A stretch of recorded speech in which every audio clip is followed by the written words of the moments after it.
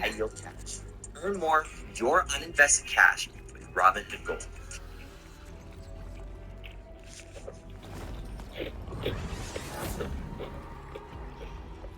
I say this every single time. I love fluffies. A lot of people do, but it's always back.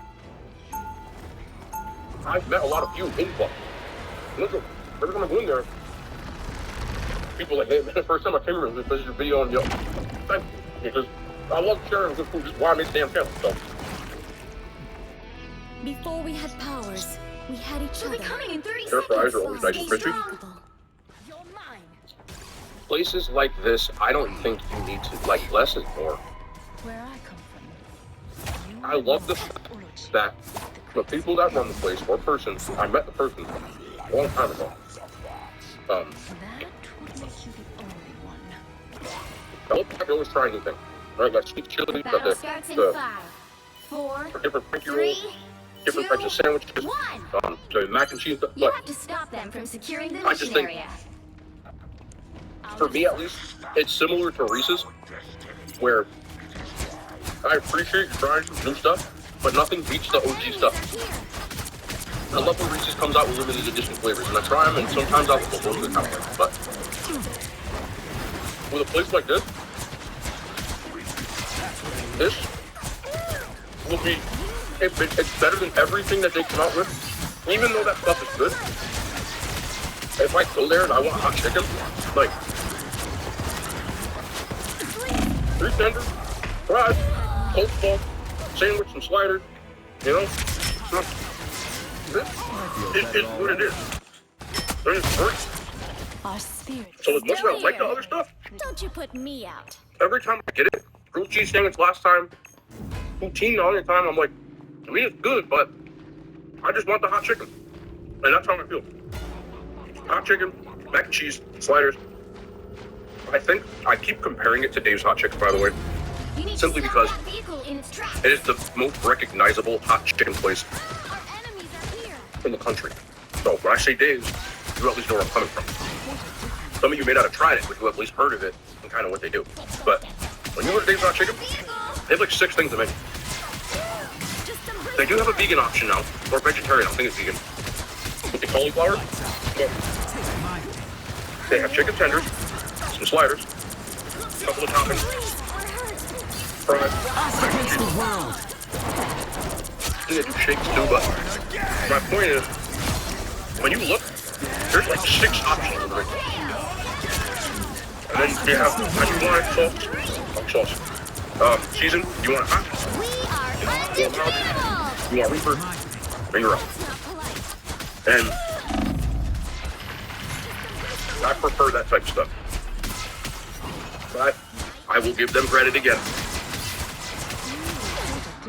None of the stuff that they come up with seems like bad. Like, they're not just like doing stuff for the sake of doing it. I think they're just trying to improve things. And Time to shine. sometimes you don't need to when you're really good at something. I would think their most important stuff at the restaurant are probably the filled fries, the filled mac and cheese, and the sandwiches. And I love their Frankie rolls. It's not a dig, I'm just telling the truth.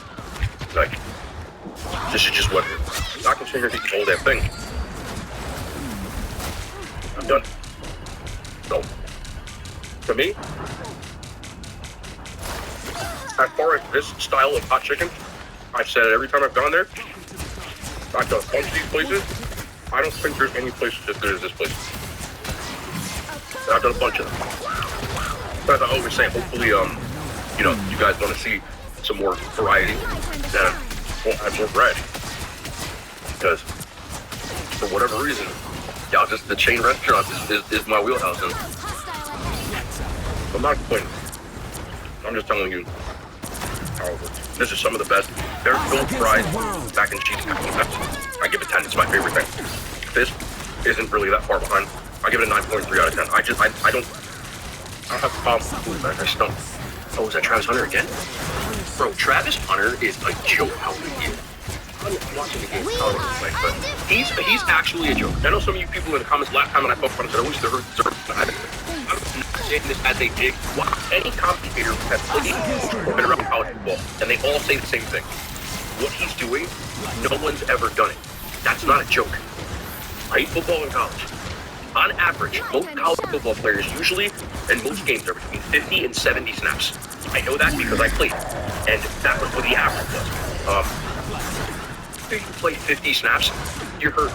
In a game that you get 70, 75 snaps, I'm not joking with you, there were times where I woke up the next day where I couldn't lift my arms up. Like, that's not an exaggeration, that is a fact. I used to be so sore in my shoulders and neck area from the constant hitting and running that I would wake up and my arms would literally just be on fire. Like, soreness and body soreness, feel like crap.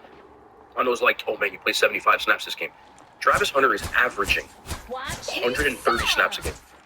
That's like 2 games. And I know that. Look, I played offense and defense in high school, and I was even the kicker. I never came off the field in high school.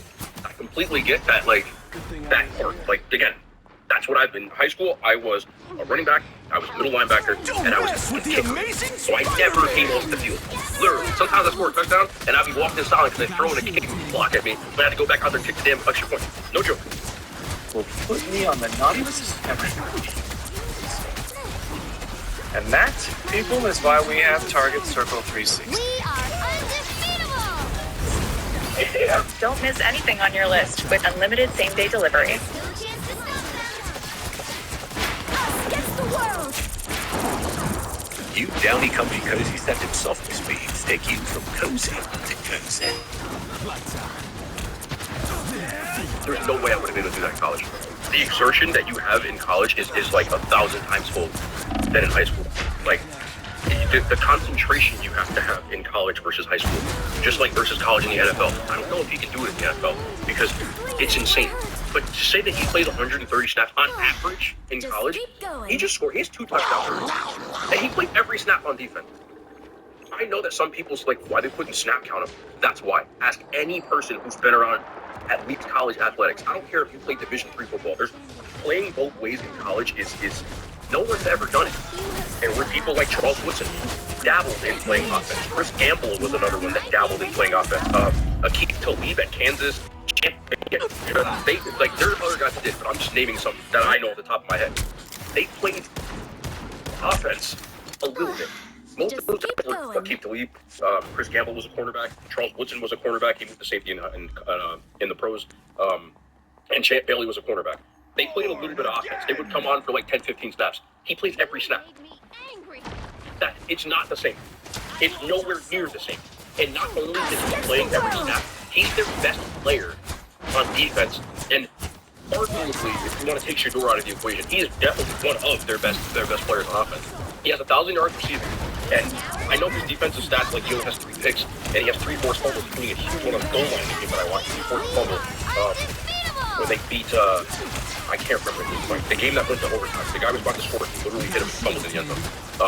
But what he's doing is unheard of. It's insane. 1,000 yards receiving, and defensive stats are skewed. Ask any guy who played quarterback in college. Your quarterback is your team sucks. You shouldn't have a lot of time. And if you play cornerback and you're their best corner, you may not have a lot of picks and PBUs because teams are not going to throw it.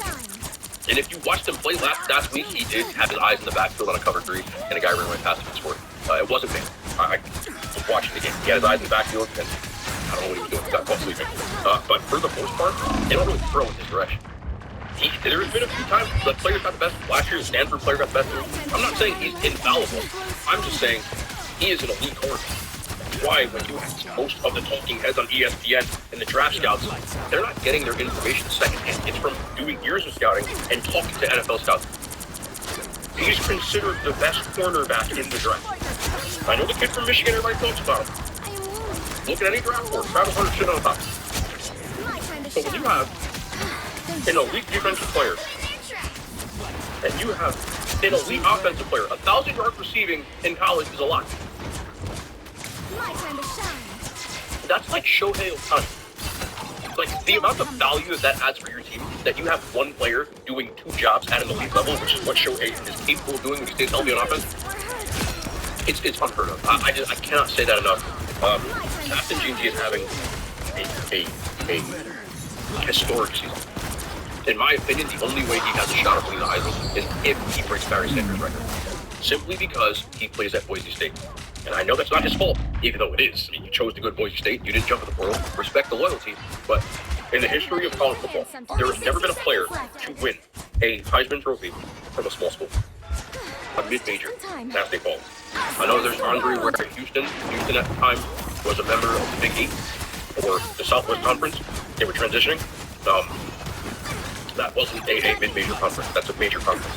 There's some other guys who played at schools like Navy and Army, Staubach, and those guys back in the day. It wasn't like that back then. They weren't. And Army and Navy was the best in the country back then. As far as a true mid-major, like a team like Boise State, a team like Hawaii, a guy named Cole Brennan in 2000, and I don't know the year exactly. It could be 06, but somewhere in the mid-2000s. He threw for a ton of yards. He had 50 touchdown passes, I think 55. Again, I'm numbers off the top of my head. And he had less than 5 interceptions. Like crazy stats. It's sniffed eyes. And there's been guys like that. Monty Ball is a guy who played at Wisconsin. He ran for 2,300 yards and had the most touchdowns and freaking didn't win either. Keep fighting until we have a winner. I think Marcus Mariota. I think it's 2014. Again, I don't know off the top of my head, but it's very rare that players from mid-major conferences win. Derrick Henry won a Heisman. He was at Bama, and he was the best player that year. And they were playing for a national championship. And that also coincided with the fact that there wasn't any quarterbacks having great years. I'm just telling you, if it's between Hunter and GT, generally speaking, it's not going. He's going to have to break Barry Sanders' record, which I think he's like 730.